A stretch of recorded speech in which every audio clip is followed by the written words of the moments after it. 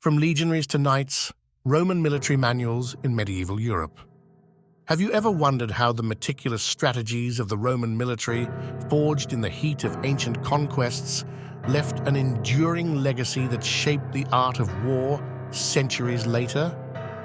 Join us as we embark on a fascinating journey, exploring how Roman military manuals transcended time and profoundly influenced the battlefield tactics of medieval Europe. This isn't just a story of war, it's a story of intellectual resilience, adaptation, and the endurance of ancient knowledge in a medieval world that felt light years different from the glory of Rome. The Roman Empire, a name synonymous with power, strategy, and engineering excellence. At the heart of its unmatched success was its military machine, the Roman legions. Renowned for their discipline, organization, and adaptability, these legions weren't random groups of soldiers. This success wasn't just born out of battlefield bravery. Behind the scenes, Roman commanders paired their tactical ingenuity with detailed military manuals. These texts served as blueprints for waging war. They meticulously documented formations like the testudo or tortoise formation, designed to ward off incoming missiles, and strategies for ambushing enemies or laying sieges. Among such texts, one later stood out from the rest, De Re Militari by Vegetius, which preserved tactical insights to endure for generations. This intellectual approach was as critical as the sharpest sword in the Roman arsenal. Manuals ensured not only immediate battlefield superiority, but also a continuity of knowledge, setting the Romans apart from their less organized adversaries. Little did they know, their military legacy would significantly outlive their empire, even after its collapse in the 5th century. When the Western Roman Empire fell, so too seemed to fall its grand empire of knowledge. Barbarian invasions and the decentralized chaos of the post-Roman world fragmented Europe both politically and culturally. What became, then, of these carefully crafted military manuals? Did they simply vanish into the void left behind by war and destruction? Surprisingly, they survived, just not quite intact.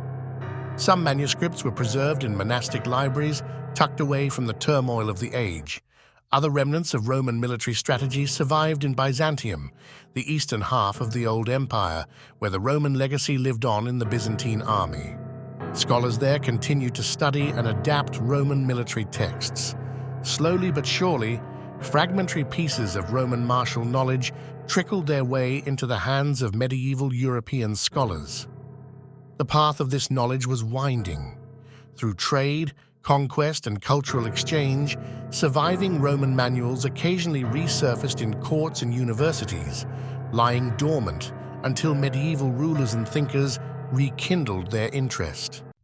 Within their time-worn pages lay the seeds of a tactical resurgence in a medieval world that desperately needed structure. The early Middle Ages may have been an era of fragmentation, but by the time of the Carolingian Renaissance under Charlemagne in the 8th and 9th centuries, a new intellectual revival was underway. Charlemagne's imperial court actively sought out and preserved classical texts, including works related to governance, architecture, and, yes, warfare. Roman military knowledge was rediscovered, with particular attention given to Vegetius' De Re Militari. The text gained tremendous popularity among medieval thinkers, rulers, and knights.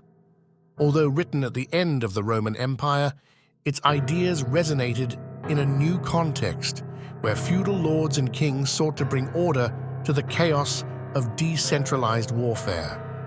Unlike the legions of ancient Rome, medieval Europe's military structure mostly relied on feudal armies, composed of knights and retainers rather than professional soldiers. As Vegetius's work circulated throughout Europe, it was adapted to suit this new reality, with medieval leaders finding ways to integrate Roman tactics into their systems. Roman manuals didn't just disappear into history books, they found practical applications during the Middle Ages. One of the most impactful areas of influence was in military organization. Even when armies were composed of knights bound by the honor of feudal contracts, the fascination with Roman-style order persisted. Siege warfare, another cornerstone of medieval conflict, was also heavily influenced by Roman techniques.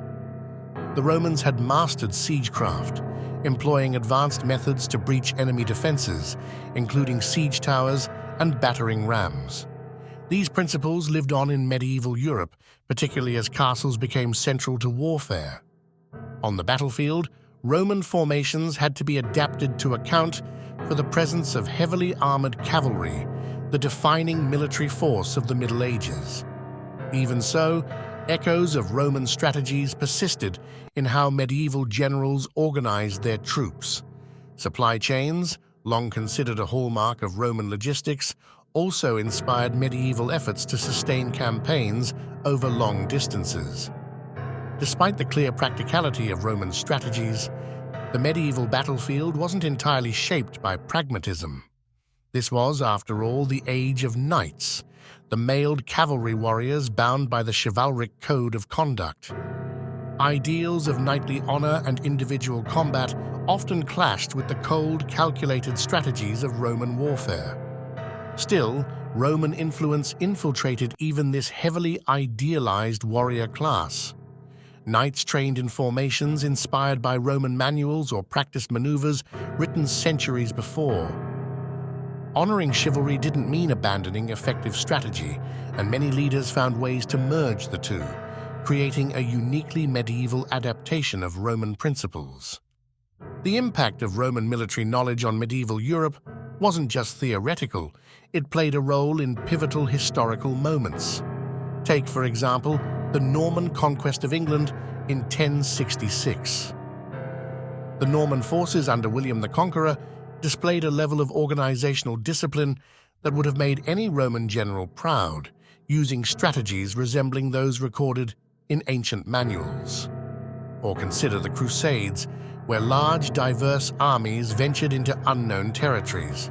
Here, Roman approaches to logistics, discipline, and maintaining morale were immensely valuable. Crossing the Mediterranean to wage campaigns in the Holy Land mirrored the logistical feats achieved by Roman armies moving across their empire centuries earlier. What made Roman military manuals so enduring? Perhaps it was their practical wisdom, their portability across time and cultures, or the sheer genius of the minds that crafted them. Whatever the reason, their impact didn't end in the Middle Ages. These seed ideas paved the way for the professionalization of warfare in the early modern period, as Europe transitioned from feudal armies to standing, organized forces similar to the legions of old. Over 1,000 years after Rome's fall, its methods of discipline, innovation, and organization still lived on. Even today, echoes of Roman military logic can be seen in modern strategy, logistics, and even leadership principles. From the regimented ranks of the Roman legions to the thunderous charge of medieval knights, the legacy of ancient Roman military manuals weaves together two worlds that on the surface seem starkly different.